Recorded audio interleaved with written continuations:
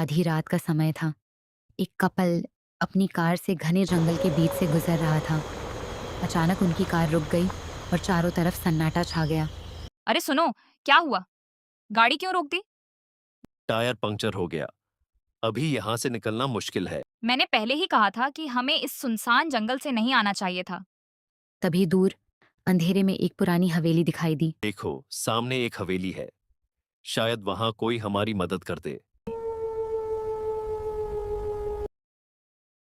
सुनो, मुझे ये हवेली बिल्कुल अच्छी नहीं लग रही। डरने की जरूरत नहीं है। आज की रात हमें वहीं रुकना पड़ेगा। चलो चलते हैं। मजबूरी में दोनों उसी हवेली की तरफ बढ़ने लगे। पहले आवाज लगाकर देखते हैं। कोई है? क्या कोई हमारी मदद कर सकता है? अंदर से कोई जवाब नहीं आ रहा। मुझे ये हवेली बिल्कुल अच्छी नहीं लग रही। इतनी आवाज लगाने के बाद भी कोई बाहर क्यों नहीं आया? अगर अंदर कोई हुआ तो, और अगर कोई नहीं हुआ तो? दरवाजा खुला है, चलो अंदर चलते हैं। मुझे बहुत डर लग रहा है। फिर भी अगर तुम्हें ठीक लगता है तो चलो। तुम दोनों मेरे घर के अंदर कैसे आए? किससे पूछकर तुम अंदर आए? दरवाजा खुला हुआ था।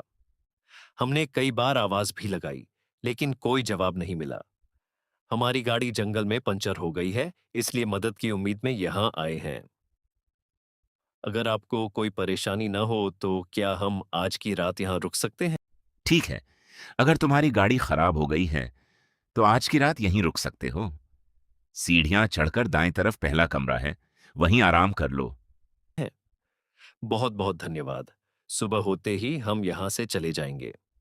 धन्यवाद, आपने हमारी मदद की।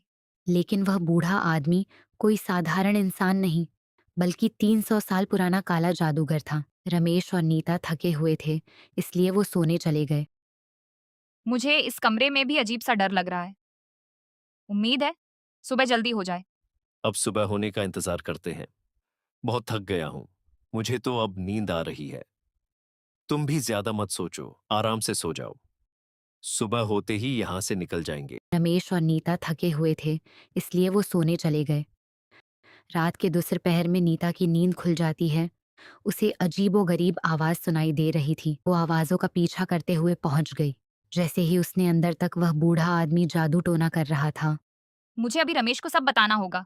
मैंने अपनी आंखों से देखा है, वो अंकल काला जादू कर रहे हैं। मुझे बहुत डर लग रहा है, लेकिन अब हमें सच जानना ही होगा। क्या तुम सच कह रही हो? अगर ऐसा है तो हमें पता लगाना होगा कि आखिर ये सब क्या है। चुपचाप मेरे पीछे आओ। आवाज मत करना। सामने एक कमरा है, शायद वहीं कोई राज छिपा हो। दोनों धीरे धीरे उस बंद कमरे के अंदर पहुंचे। लगता है इसी किताब में इस हवेली का राज छिपा है। जल्दी, मैं इसमें क्या लिखा है पढ़ता हूं। यह बूढ़ा आदमी 300 साल पुराना काला जादूगर है। अमर बनने के लिए वह हर 30 साल में 10 प्रेमी जोड़ों की बलि देता है। 9 कपल्स की बलि पूरी हो चुकी है और आज रात 10वें कपल की बारी है। कहा है कि जादूगर को मारने का एक मंत्र है, लेकिन यह मंत्र इस कमरे में नहीं है। किताब के मुताबिक हमें हवेली के सबसे पुराने कमरे में जाना होगा। जल्दी चलो, इससे पहले कि जादूगर यहां पहुंच जाए। एक बार मंत्र मिल गया तो हम इस जादूगर को हमेशा के लिए खत्म कर देंगे। चलो जल्दी उस कमरे को ढूंढते हैं। उम्मीद है कि हम देर नहीं कर चुके हैं। नीता को लाल दरवाजे वाला कमरा दिखाई दे जाता है। देखो, इस मेज पर कुछ लिखा हुआ है। शायद यही वह मंत्र है जिसके बारे में किताब में लिखा था। जल्दी इसे पढ़ो, हमारे पास ज्यादा समय नहीं है।